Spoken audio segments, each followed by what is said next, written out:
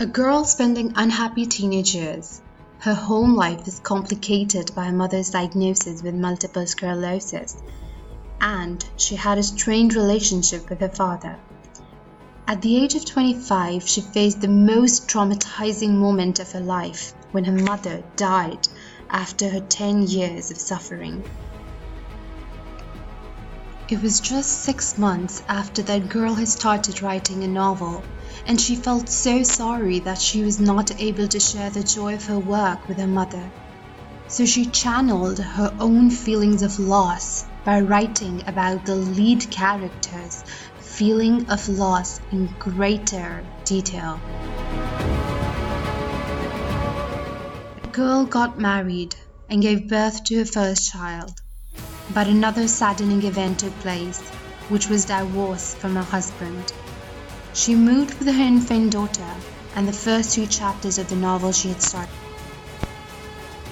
She got divorced, was jobless, and a lone parent. She began a teacher training course and used to spend much of her time writing her novels in cafes with the baby sleeping in the pram next to her. She fell into deep depression and even considered suicide. According to her, she was the biggest failure she knew. Because she was so poor, she couldn't afford to complete the 90,000-word novel. So she manually typed out each version to send to the publishers. After sending her manuscript to 12 different publishers and getting rejected by every single one, she began losing confidence in her book. Was only the worst written for her life? Was she just existing to face failure? Was she just a useless human? Finally, one day, the publishing house in London, Bloomsbury, a small town, gave it a second chance after the CEO's 8-year-old daughter fell in love with her book. You might know by now that the person I was talking about is none other than Joanne Kathleen Rowling, better known by her pen names J.K. Rowling and Robert Galbraith. Her books have since sold more than 500 million copies, won innumerable awards, been made into movies, and completely transformed her life. Now the world knows her as a British novelist, screenwriter, producer, and philanthropist, best known for her writings of the Harry Potter fantasy series. She was named the most highly paid author in the world with earnings of £72 million, $95 million a year by Forbes in 2017. J.K. Rowling went from being a jobless single mother to one of the best-selling authors of all times. She gave away much of her earnings to charities but remained one of the wealthiest people in the world. She supported many charities and launched her own limousine.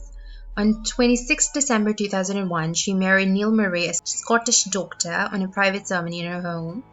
Their son David Jordan was born on 24 March 2003, and the youngest child, Mackenzie Jane Rowling, was born on 23 January 2005. In the middle is J.K. Rowling's first daughter, Jessica Isabel.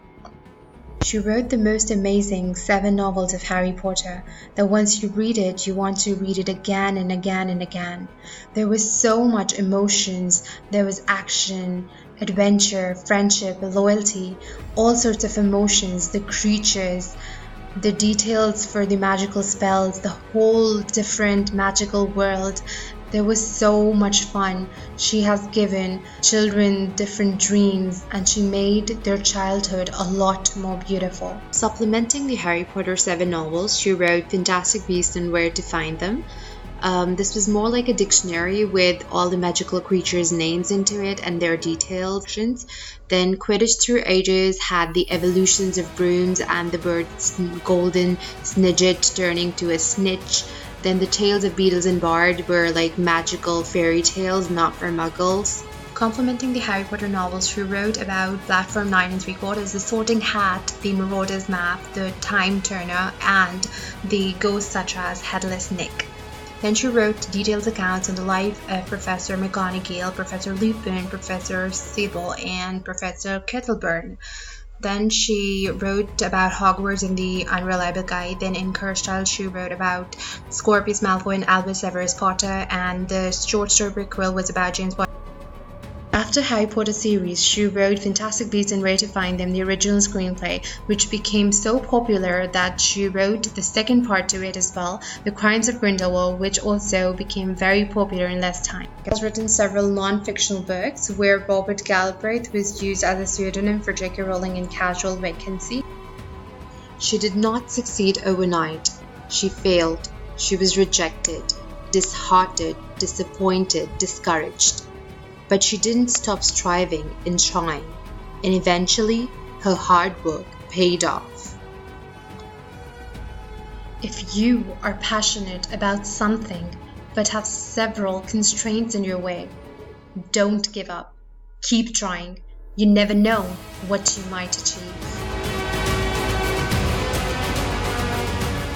This was the story for today. What did you learn? For more such stories, subscribe now. Thank you.